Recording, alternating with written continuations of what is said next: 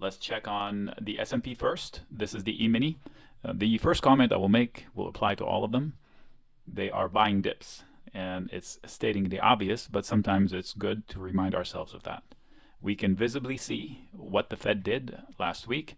They changed the game from a sentiment perspective. So now the bulls are even more bullish and the bears are more upset. So keep the emotions in check. Now, before I get into smaller time frames, this is a 2-hour chart, I can immediately see levels that stand out. The wick at 47.50 matters. The bodies at 47.58 matter.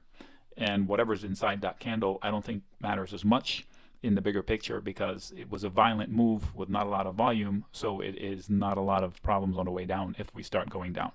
Now, the only obvious resistance is the one near 48.03 and a half. You can round to 48.04 if you want in your head, but we would have to look pretty far back to find a target against which to short, which makes the shorting very difficult. So if you're a bear, make sure you are respecting the buy the dip mode that we're in. Okay, at some point it will end, but you have to respect it. So again, these are the same candles we're talking about. We do have a harmonic. It's bearish, and it could reach 47.80 or even extend down to 47.70 or 60.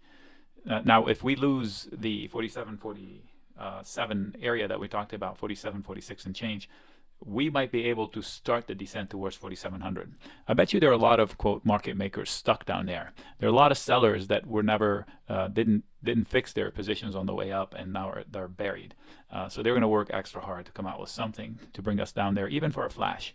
Until then, the mode is buy the dip, buy the dip. So we will look to buy dips or respect the dip buyer. So if I take a bearish position against this, I would have to say, okay, the buyer is going to step up to the plate at 47.80, which is right inside these candles. The more obvious one is 47.74, but I think 47.80 will bring enough buyers there. Also, I would imagine that if we lose 47.71, this was 2 points of control recently.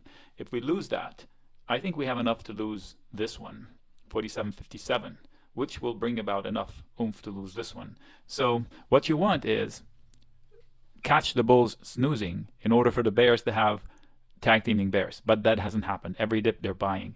The last chart I will show you today later will make that point visually. You will know what I mean. So this is the ES. Now this is the NQ, which is already an all-time or has established all-time highs. So this is an even more bullish position than the S&P, in spite of some of the drag from the mega caps at one point or another. They're almost like holding themselves back, almost like waiting for a mega burst or something. We'll see. Microsoft is the first shy one that comes to mind, and it was the first up here. So it made new highs like before most of them, and now it's shy at making higher highs, even though the market is making higher highs. Okay, having said that, on the NQ, pivot points are, I bet you, somewhere around 16,862. It's nothing you see in candles, but this is Nick's eyeball. Okay, so 62.57 is going to be pivotal. So the bulls would love to hold that, because then if we're talking about holding these two candles, that tag teaming bear scenario may surface. Losing 16,807 might cause you to lose a really nice bounce level at 16,756. These tails are beautiful, and if you lose those, you end up inside this zone, which would be anything below 16,680 should find pretty good solid buyers. Why? This was a massive breakout and a massive bounce. I can't imagine to just let it go too easily. Now, in the long run, I'm looking at this level down here. It sticks out. I don't know when it's going to come into play. It might. So I want to keep it on the forefront. All right, so these are the levels here. RTY, the laggard overall, not close to a breakout, and has made some room improvements. Now here, they're up against a tighter wall. So if they lose 1984, the whole thing comes into jeopardy. They do have a backup bounce level zone, 1976 through 1967, good year. You will end up jeopardizing this beautiful run. So the most urgent bounce on the RTY comes from 1994, 1993. Now, it looks like the sellers are pretty serious here at 2023 and 2030. So let's see if they can exceed that. In fact, I'm going to put an alert here for myself, just for what happened. just for to catch my eye and start looking. And it looks easier to drift lower than it is to break out these sellers. The week is young. We shall see. Now, this is the next one is the YM. That's a Dow futures contract. And you can see how they're almost skimming the top, like you throw a rock on top of water. They don't want to go. Every time they dip, boing, right above there. And they're tag teaming it. It doesn't take much to move the Dow. It's only 30 stocks, and you can get heavy weighted companies like giant stock tickers that have big dollar amounts. They weigh a lot in that, or combine 2 or 3 banks or something. So we shall see what happens here. This should be the first to blink. It was the first to make a new high. It beat everybody out of the blue. It came out of nowhere. So the first blink is at 37,517.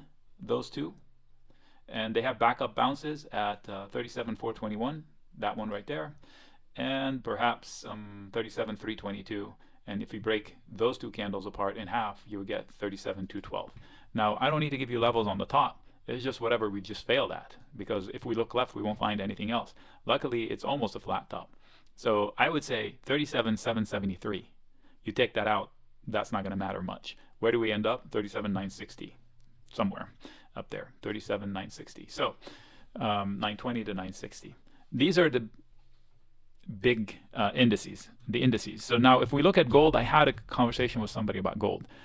I have a concern about gold. Now, the last bounce in gold came on the back of something extraordinary. It took the Fed to be super uber bullish, loose with their lips as far as printing money, to where the dollar collapsed. So it left room for the Dow to pop, right?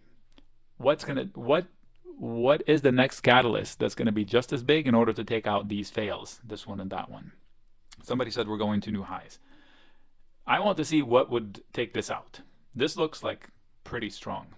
In fact, these look pretty tough. I can see them taking out 2063. And if that happens, they go to 2090. But this, what's it going to take that out?